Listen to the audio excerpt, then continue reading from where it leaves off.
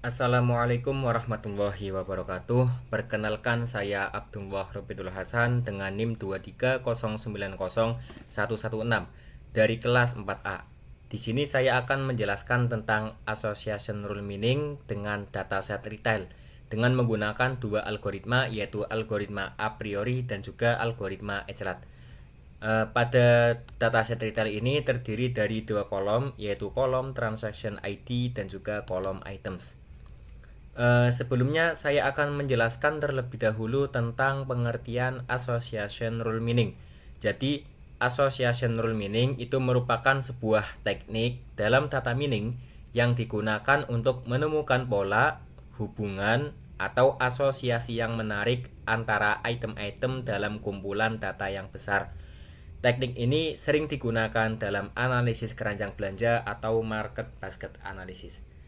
Selanjutnya, karena di sini saya menggunakan dua algoritma, yaitu algoritma a priori dan juga algoritma eclat, maka saya akan menjelaskan tentang cara kerja algoritma a priori terlebih dahulu. Jadi, algoritma a priori itu bekerja dengan cara iteratif atau perulangan untuk menemukan kombinasi item yang sering muncul dalam transaksi. Proses dimulai dengan memeriksa item tunggal dan menghitung supportnya, yaitu seberapa sering item tersebut muncul. Jadi item dengan support tertinggi itu disimpan, sedangkan yang memiliki support rendah itu dibuang. Kemudian algoritma menggabungkan item-item yang sering muncul untuk membentuk pasangan atau kombinasi item yang lebih besar dan menghitung kembali support mereka. Proses ini diulang terus sampai tidak ada kombinasi baru yang memenuhi ambang batas support. Kemudian selanjutnya cara kerja algoritma eclat. Jadi cara kerja algoritma eclat itu berbeda dengan cara kerja algoritma a priori. Karena algoritma eclat ini menggunakan teknik deep first search atau pencarian secara mendalam atau DFS dan set intersection untuk menghitung support item set dengan lebih cepat.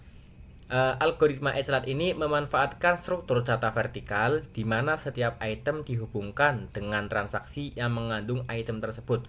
Prosesnya melibatkan pencarian secara mendalam atau DFS untuk menemukan kombinasi item dan menghitung support melalui irisan antar set transaksi. Selanjutnya kita masuk pada penjelasan kode.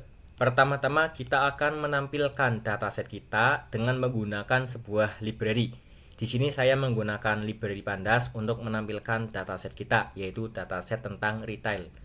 Kemudian saya akan menampilkan bagian awal pada dataset kita dengan perintah sebagai berikut. Selanjutnya kita akan mengubah dataset kita yang awalnya itu adalah items menjadi list dengan perintah sebagai berikut. Kemudian kita tampilkan datanya, maka akan menampilkan sebagai berikut. Di sini yang awal itu adalah data awal dari dataset kita. Kemudian yang di bawahnya itu adalah dataset kita ketika sudah diubah menjadi list. Selanjutnya kita akan melakukan association rule meaning dengan menggunakan algoritma a priori.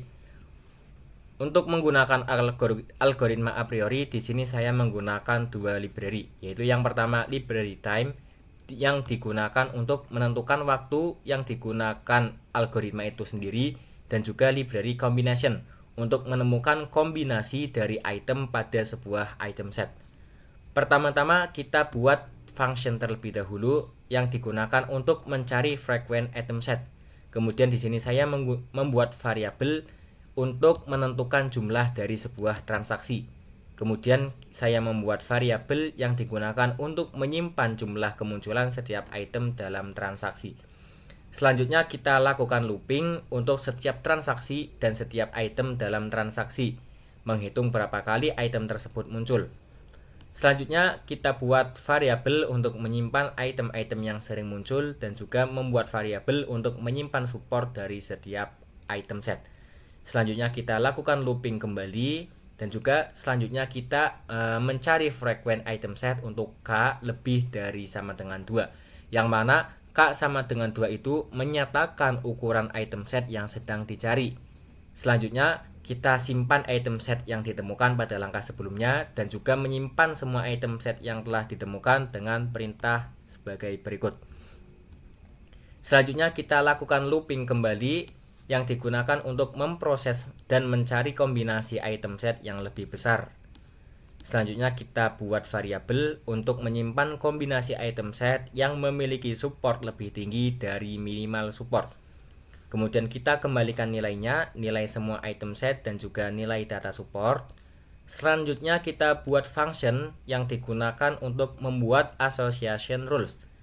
Di sini saya membuat variabel untuk menyimpan aturan asosiasi yang ditemukan, dan juga selanjutnya kita lakukan looping kembali. Looping tersebut digunakan untuk memproses item set yang memiliki lebih dari satu item. Di sini terdapat beberapa looping. Nah, di sini jika list memenuhi ambang batas, maka aturan asosiasi disimpan dalam daftar rules. Kemudian kita kembalikan nilainya. Selanjutnya kita jalankan a priorinya dengan perintah sebagai berikut. Selanjutnya kita simpan waktu mulai eksekusinya dengan minimal support itu adalah 0,01 dan juga minimal liftnya itu adalah 1,0. Selanjutnya kita tentukan ambang batas untuk support dan lift. Ketika sudah, kita jalankan fungsi untuk menemukan item set yang sering muncul dan membuat aturan asosiasi dengan perintah sebagai berikut. Kemudian kita tampilkan hasilnya, maka akan memunculkan sebagai berikut. A priori manual selesai dalam 0,6546 detik. Dan juga contoh hasil association rules itu adalah sebagai berikut. Yang pertama itu memiliki support 0,062 dengan confidence 0,274247 dan liftnya adalah 1,046. Dan yang kedua memiliki support 0,062 dengan confidence 0,262 dan lift 1,046 dan juga seterusnya. Selanjutnya kita akan melakukan association rule meaning dengan algoritma berikutnya, yaitu algoritma ECLAT. Dalam algoritma ECLAT ini saya juga menggunakan dua library. Yang pertama adalah library defaulting dan juga yang kedua adalah library time.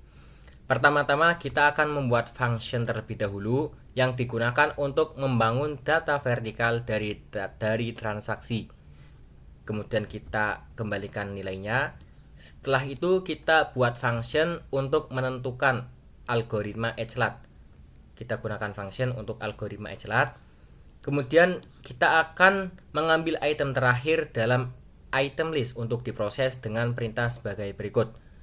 Kemudian di sini ada variabel support yang digunakan untuk menghitung support item set berdasarkan jumlah transaksi yang mengandung item dibagi total transaksi. Selanjutnya kita akan melakukan looping. Looping tersebut digunakan untuk memeriksa apakah item set tersebut memenuhi ambang batas support atau tidak. Selanjutnya kita gunakan kombinasi item selanjutnya. Kita buat variabel untuk daftar untuk menyimpan pasangan item set yang lebih besar. Selanjutnya kita gunakan percabangan if else, yaitu memeriksa apakah irisan transaksi dari kedua item memenuhi support minimum. Kemudian kita lakukan pemanggilan rekursif untuk menemukan kombinasi item set lebih besar dengan menambahkan item ke prefix. Selanjutnya kita jalankan ECLAT dengan perintah yang sama, yaitu time.time. Kemudian kita tentukan ambang batas untuk menentukan item set yang sering muncul, yaitu 0,01. Kemudian kita lakukan total transaksi, yaitu length atau jumlah panjang dari sebuah transaksi. Dan juga kita buat variabel data vertikal.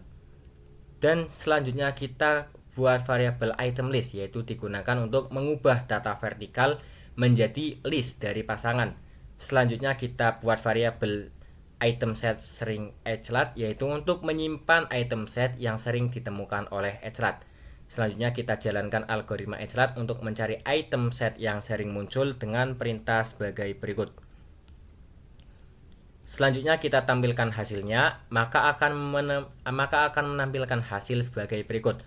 ECLAT atau manual itu selesai dalam waktu 0,0067 detik. Dengan contoh frequent item set sebagai berikut. Yang pertama itu memiliki support 0,2229 dan yang kedua memiliki support 0,0457 dan yang ketiga memiliki support 0,0114.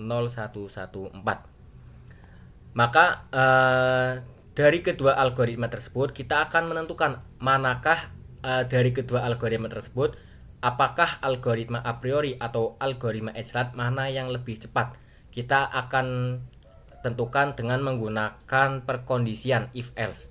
Yang pertama kita akan menampilkan terlebih dahulu waktu yang digunakan oleh algoritma a priori, kemudian waktu yang digunakan oleh algoritma Edgelord.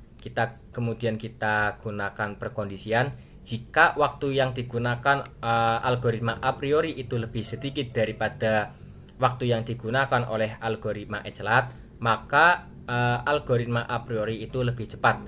Jika tidak, maka algoritma Edgelord itu yang lebih cepat. Namun ketika di run, yang menjadi hasilnya itu adalah waktu a priori sama dengan 1,0471 detik, sedangkan waktu Edgelord itu adalah 0,0099 detik. Maka dapat disimpulkan bahwa dari kedua algoritma, yaitu algoritma a priori dan juga algoritma Edgelord, yang lebih cepat adalah algoritma Edgelord.